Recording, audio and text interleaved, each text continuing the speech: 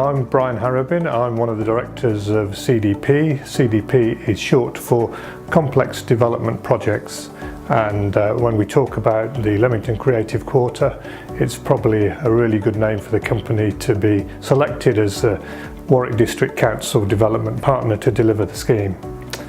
So just to give you a little bit of background by way of what's happened up to now, the local authority advertised probably well over 2 years ago now for a creative partner, and after a pretty lengthy interview and process, that we were eventually appointed about this time last year.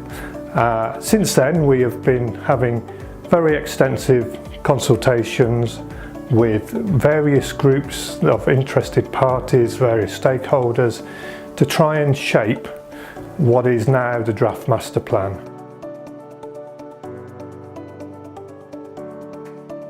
CDP is actually headed by my brother Ian Harrabin. Ian and I are the co-directors of CDP and shareholders. It's very much a family company. Daughter Emma, who is more on the creative side. Ian and I historically are more from the property background, but the four key individuals who have been involved in the scheme so far are Ian and myself, daughter Emma, who's been fronting on the creative industries, and Joe Truslove, who is our communications and marketing manager, who's been fronting a lot of the public consultation. So we are a fairly small, tight-knit company.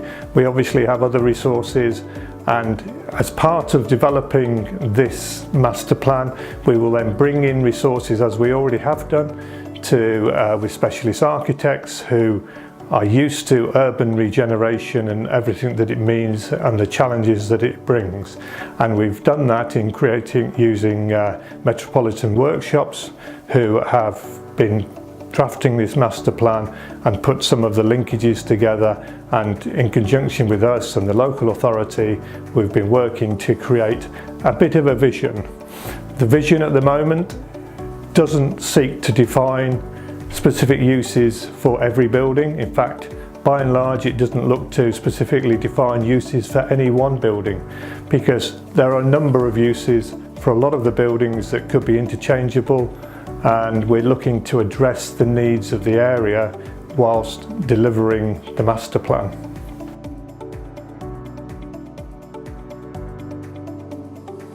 A lot of you may or may not be familiar with the Far Gosford Street area of Coventry, which had the largest collection of listed and locally listed buildings in the city.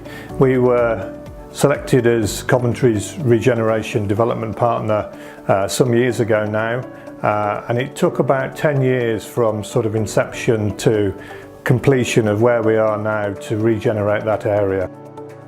That scheme in particular is anchored by Fargo Village, which is actually run by daughter Emma and her team, and it is a really sort of creative village, a bit of I suppose a poor man's Camden Market, if you like, if you've not been to it. But it's a real eclectic mix.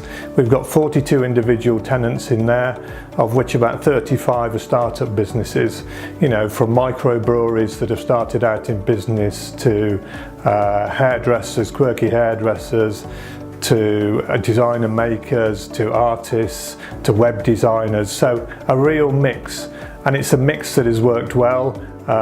Some of them have now expanded the first, second and third times within the area, and that's really helped in terms of their business growth and also the footfall that in turn generates. So as part of that programme, we run an events programme. We've got an events team that put on various, you know, really diverse range of events at Fargo Village, from things as diverse as a chocolate festival, things like the vegan festival, rum and reggae. You know, rum and reggae, for instance, you know, can attract 2,500 visitors to the village on a Friday night. It's absolutely mad, a great time. And the really interesting thing is, whilst it is very close to Coventry University, and we always thought we would draw and the success of the village would be off the university, the really interesting thing is it's been supported very extensively by the local people more so in some ways than the students, and that I think has demonstrated to us there's a real desire for change and some freshness and a vibrancy about the offer that we're bringing. And I think some of those sort of attributes that we've had in Fargo Village and the experience that we've got, we can definitely bring to Leamington. I'm not saying we should create another Fargo Village in Leamington, but I think some of the lessons that we've learned and some of the events and some of the activities that we can bring, and a greater collaboration between creatives in general.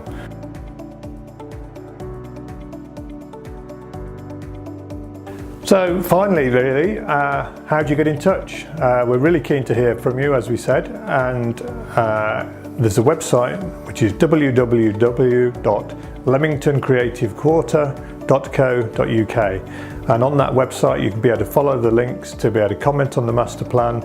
I would encourage you all to do so in a positive way. That doesn't mean you need to agree with what we're saying, but please try and make your comments positive and constructive in terms of informative as to what changes could be made, what improvements do you think we should be looking at that maybe aren't covered in the master plan, or hopefully to endorse what we've put in the master plan, to say yes, you know, you're definitely going in the right direction. That would be a real plus.